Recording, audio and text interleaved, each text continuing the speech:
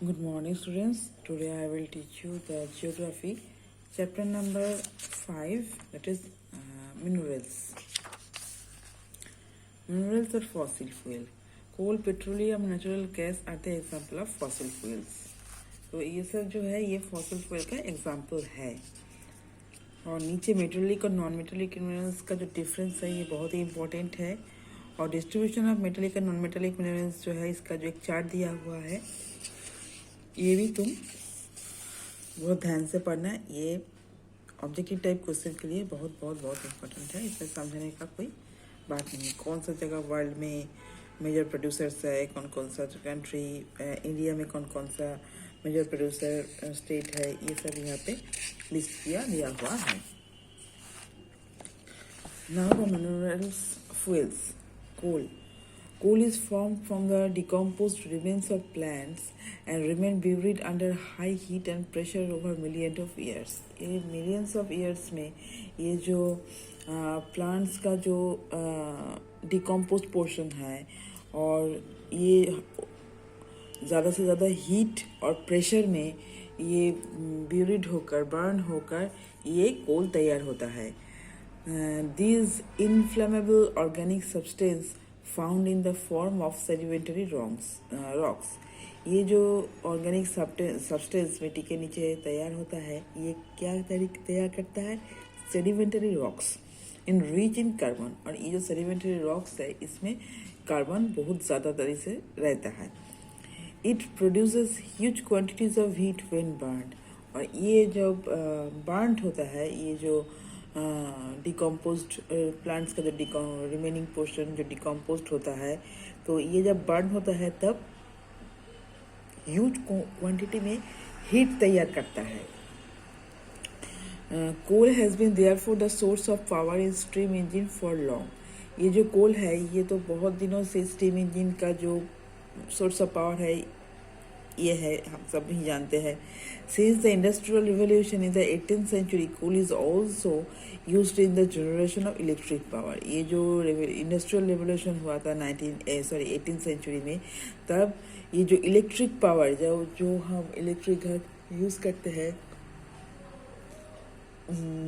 Different industry में जब जो इलेक्ट्रिसिटी प्रोड्यूस होता है जो थर्मल पावर स्टेशन है उसमें जनरेट होता था।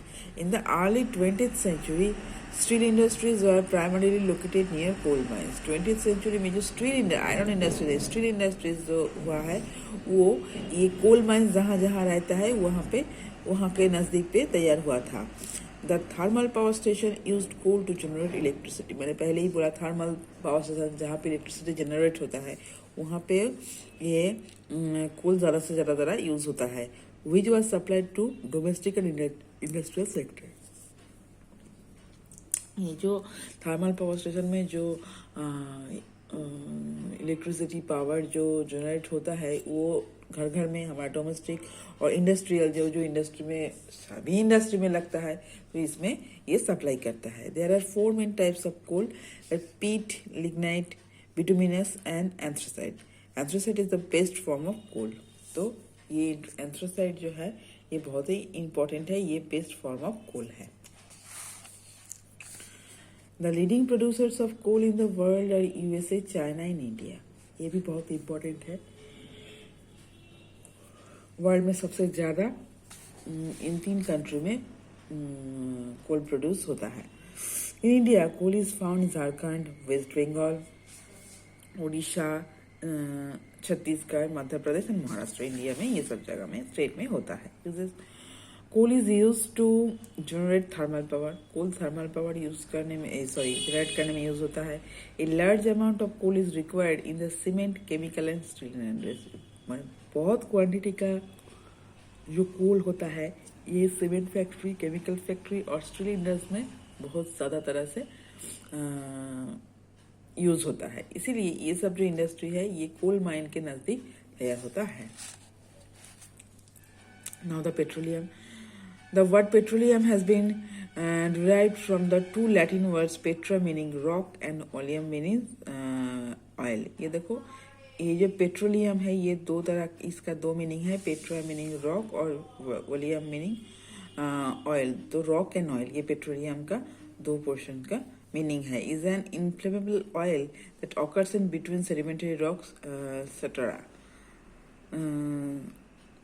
ये जो सेडिमेंटरी रॉक से जो पेट्रोलियम बनता है ये बहुत ही इनफ्लेमेबल ऑयल है. It origins from the decomposition of organic matter. ये जो पेट्रोलियम है ये कहाँ से डिकम्पोज होता है? जो ऑर्गेनिक मैटर है, पहले ये कोल होता था, ये जो प्लांट का जो रिमेनिंग पोर्शन था ये डिकम्पोज होता था. इसके जो ऑर्गेनिक मैटर है ये डिकम्पोज होकर ये पेट्रोलियम तैयार होता है. बोथ प्लांट्स एंड एनिमल्स, वो सिर्फ प्लांट्स का, ये प्लांट्स और एनिमल्स दोनों का डिकम्पोज होके ये पेट्रोलियम बनता है. Petroleum is drilled out from the oil wells and then sent to the refiners through pipelines. Petroleum जब मिट्टी के नीचे से तो वो होता है कि मिट्टी के नीचे से डिकम्पोज होकर ये सेडिमेंटरी रॉक से ये बनता है. तो मिट्टी के नीचे से जब इसको उठाया जाता है तब ये बहुत ही रॉ मटेरियल्स का तरह रहता है. उसके बाद इसको रिफाइन किया जाता है. कुछ केमिकल प्रोसेस है ये पेट्रोलियम को रिफाइन करने के लिए. रिफाइन करने के बाद जहाँ जहाँ इसका यूज होता है और सप्लाई होता है थ्रू पाइपलाइंस के द्वारा ये भेजा जाता है. So up to this, thank you.